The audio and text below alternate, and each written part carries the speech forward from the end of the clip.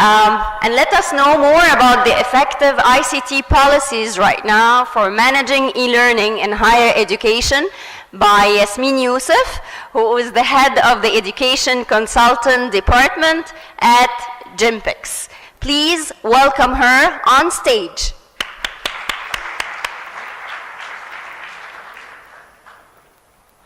Thank you.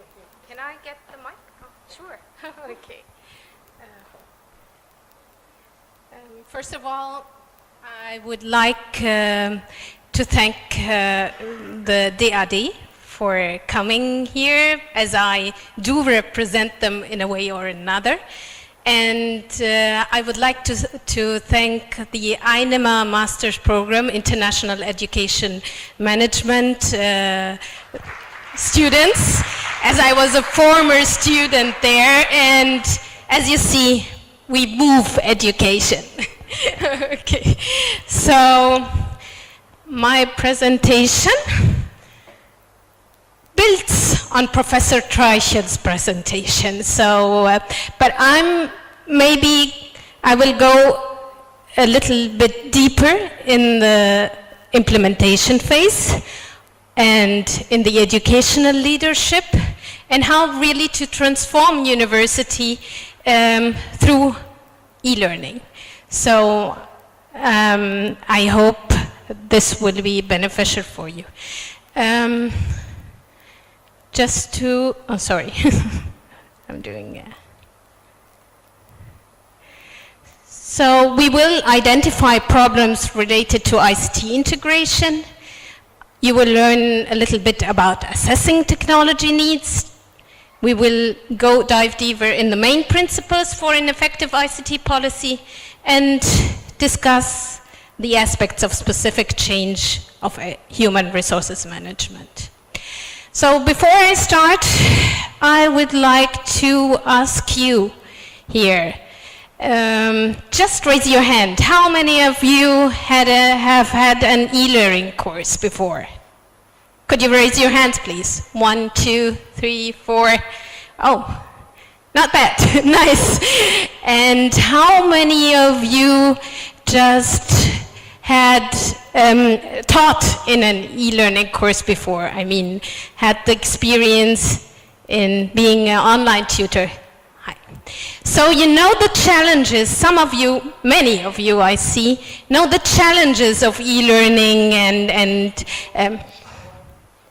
is there? Okay. Know the challenges of e-learning and the problems and the obstacles, and even had a good experience in e-learning. So there are different models of e-learning in our higher education model, and you can see some of them. So we have the traditional face-to-face teaching that used to be in the common universities. We have an ICT supported teaching where you can use some technology, maybe tablets or even presentation medias like this. And we have blended learning universities, whereas there might be courses offered in a university, not the whole university is learning in a blended learning mode. And we have the fully online courses in a university. So there are different teaching methods concerning e-learning, and what is really important in a university is to give to meet the students' expectation inside the university, and also to meet our employers' expectations, because this is the main function of a university, to really meet student expectations and employer expectations and let the students have a good experience inside the university. What is effective e-learning? What is the definition of effective e-learning? Each university has its own definition of effective e-learning, but what is it really? So there are ways to assess e-learning maturity in a university. It consists of different factors like engagement, operational effectiveness, governance, security and accessibility, priority, and of course analytics. And you have to ask yourself questions inside the universities to really assess your e-learning maturity. So the first question would be, do you provide the right training and professional development for your teaching staff and for your students? Do you evaluate these professional development courses or training? Do you really give the faculty the determination in the role of technology? Do they have do they have an opinion in what kind of technology you use in the university? Are they engaged in the decision making? The second thing would be the operational effectiveness. So you have to ask yourself, if you have a vision for e-learning, do you have the reliable infrastructure for that? Do you have the technical support, the appropriate one, I mean? Do you have a centralized system for lecture capturing, for different tools? Is this infrastructure adaptable, scalable, and are the e-learning services and programs also adaptable and scalable? Then there are questions about governance, security, and accessibility. And the question is always, do we have adequate resources and knowledge and assistive technology to support students with disability?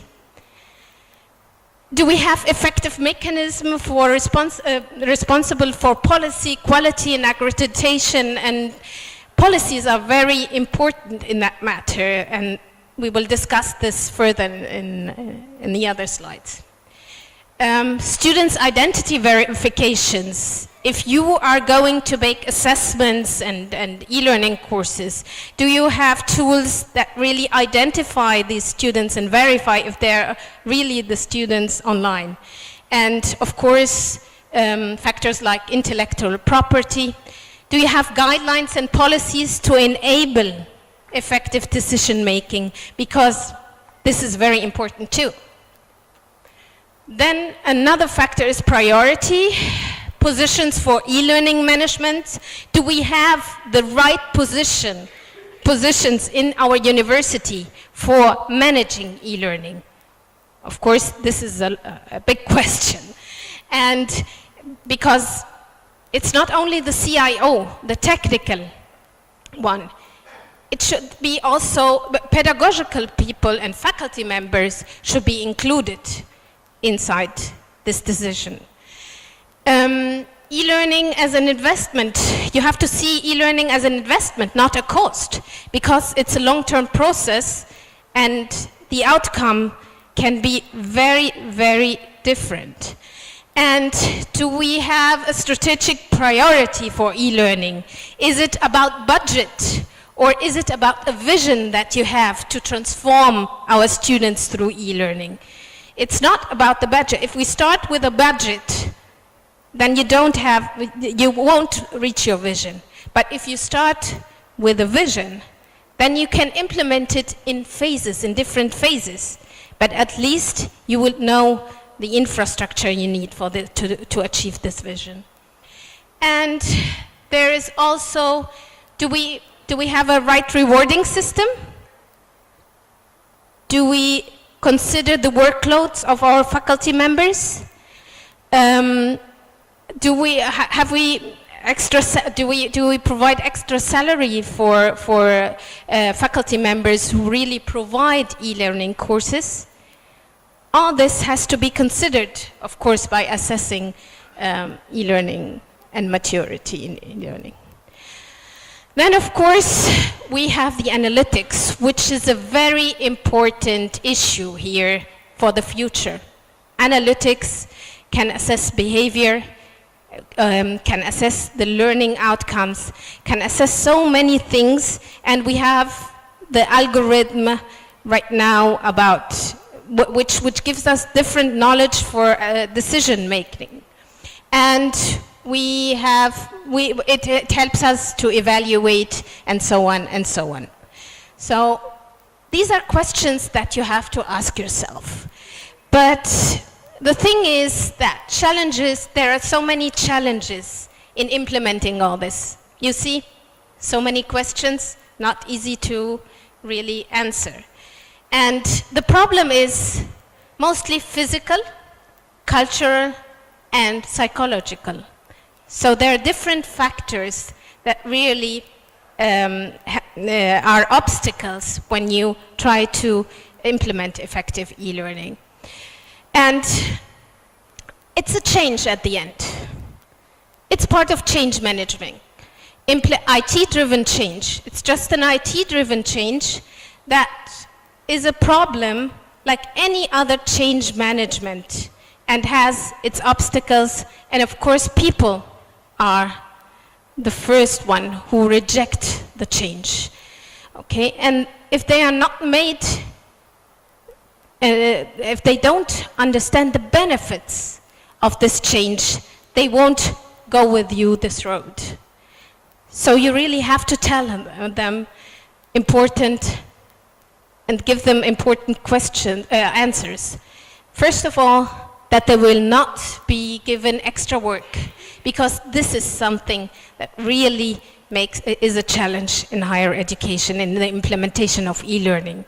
You have to tell them also that if they don't adopt, they risk being outdated in their profession.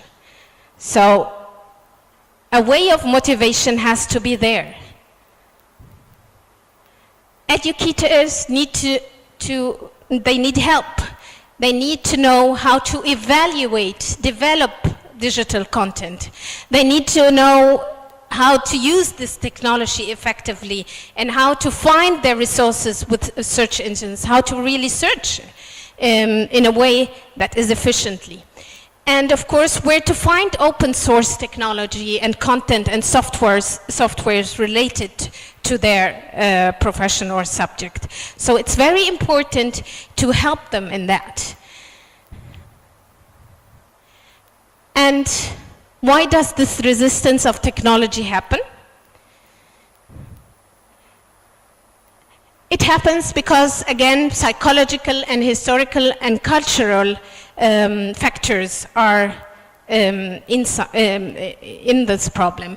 It has to do with attitudes, it has to do with behavior, with mindsets, fears, beliefs, and misconception. And all these things play a significant role in the success and failure of an implementation, if I want, in any phase of IT project, in the implementation phase of the IT project. So, Prem Campbell, a researcher, an Indian researcher, who was involved in many IT implementation phases in companies and educational institutions, coined the term behavioral IT, that gives us an understanding about the behavioral aspect of IT. And it talks about the skills that are required for all managers to manage people and processes impacted by a rapid IT-driven change. So Campbell explains that this rejections or this resistance happens due to software, not due to hardware, because it's very difficult to comprehend, it's not physical, and it's not visible. Okay. The problem is that people still live in the industrial age, and he calls it living in the past syndrome.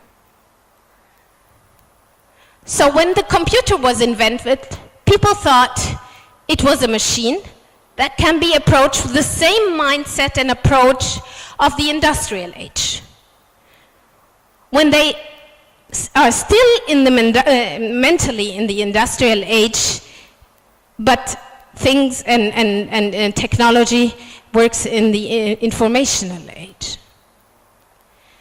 And he explains that human adaptation, the mental human adaptation in the industrial age was easier because these machines were superior, physically superior than the physical capabilities of human, but the humans adapted to these machines. They knew the possibilities of these machines and the limits of it, and with time they adapted on using it. But in the case of software, it automates the mental capability of humans. And the mental capabilities of humans are different because each one of us has a different mindset. And working with the software is not as easy for each one like working with a machine. So for cars, we built roads. We took all this work to really use cars on the street. And for airplanes, we built airports, and we built we invented radars, and we had stuff for serving this idea. And for railways or for trains, we built railways. So even electricity, we knew it is useful, but we also knew the limits of it, that it can kill. But for software, we don't want to change. We want to do everything, while all we have to do is think up front, okay, and plan ahead, which is a process that takes time. As any change, it's a long time process. So if you want to have a change in the system, not in the procedures, you need to give them time to adapt, to mentally adapt. And every human being is different. So the professional development that you offer for your educational leaders should address the beliefs to increase teachers' commitment. The beliefs, their educational beliefs, their pedagogical beliefs, the beliefs in education, all this has to be addressed. It doesn't have to be in technical, a technical training, because if you tell them, this is the tool that does this, and this is the tool that does this, that's not relative for them. They need to know where they can use it, when they can use it in their lessons. I can use this tool to help auditive learner. I can use the other tool in my introduction phase in a different way to give them those skills. So exemplary technology used is rooted in the internal beliefs, but it also has to have extrinsic factors. You have to provide professional developments, you have to provide technology support to enable educators to transition the vision into practice. So now my question to you. We've talked about all these challenges, right? What do you normally do when you are lost as an educational manager? Now this is a road, and you don't know where to start. When you're lost in the street, what do you use? GPS, right. And that's it. So what do you normally do when you want to know the way? When you open the GPS, you go to Google. Okay, and you put your location, right? And what is the next thing you do?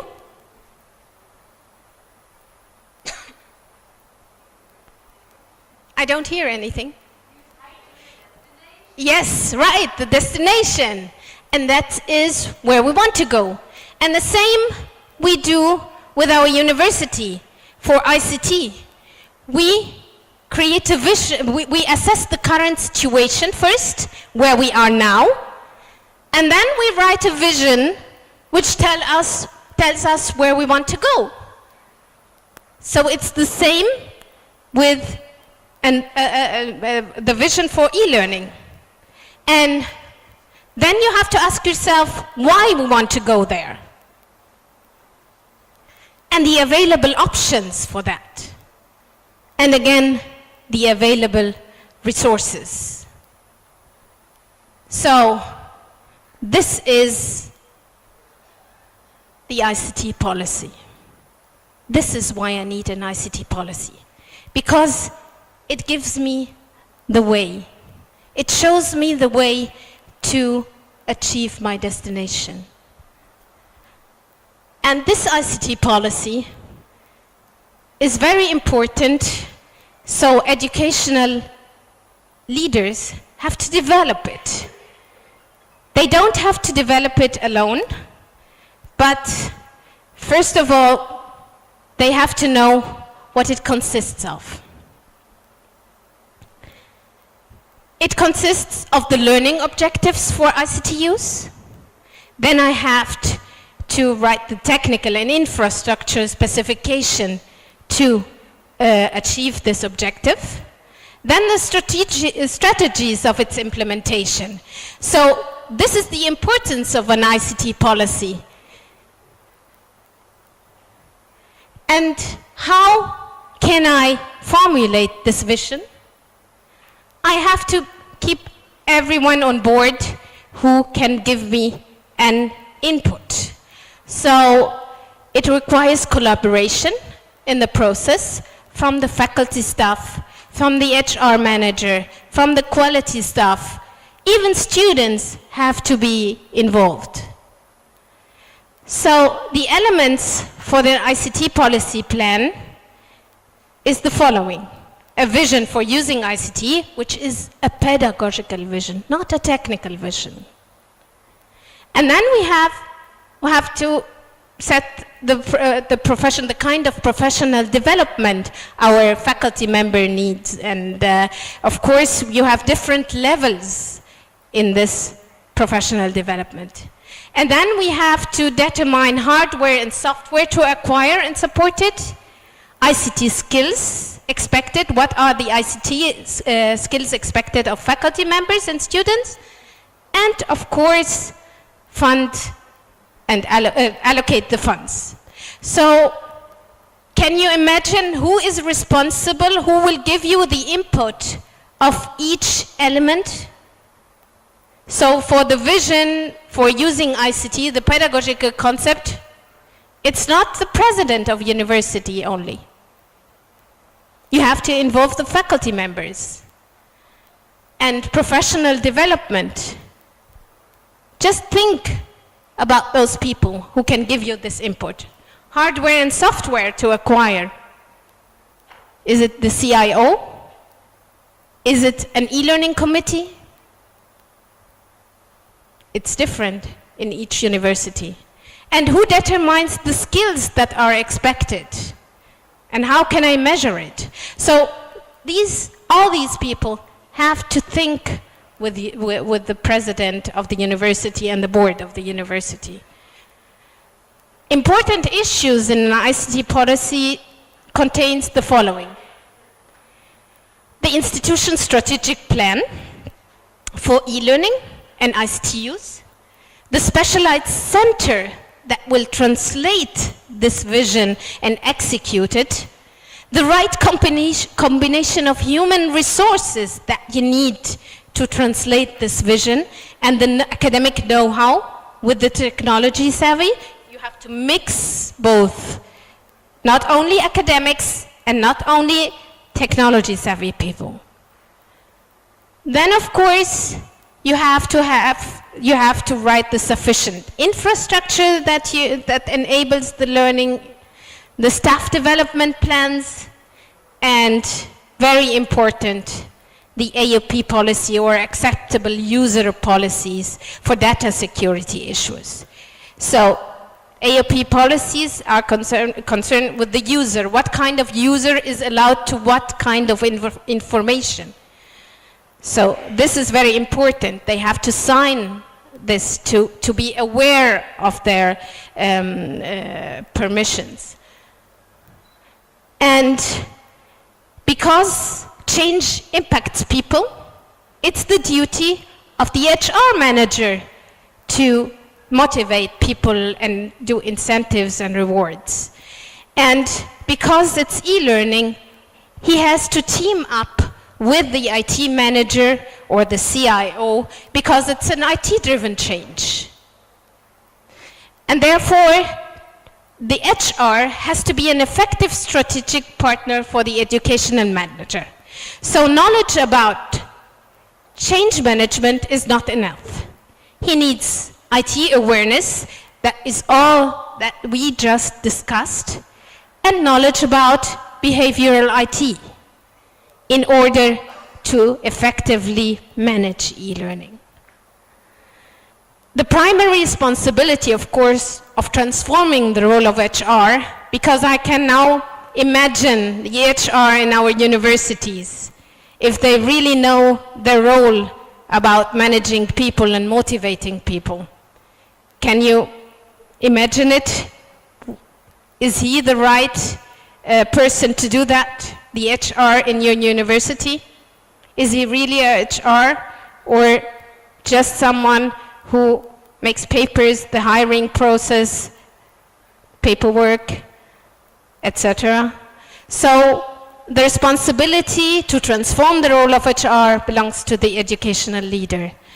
And at the end, successful implementation factors are an effective ICT policy plan, an educational leader with enough knowledge about change management, IT awareness, and behavioral IT.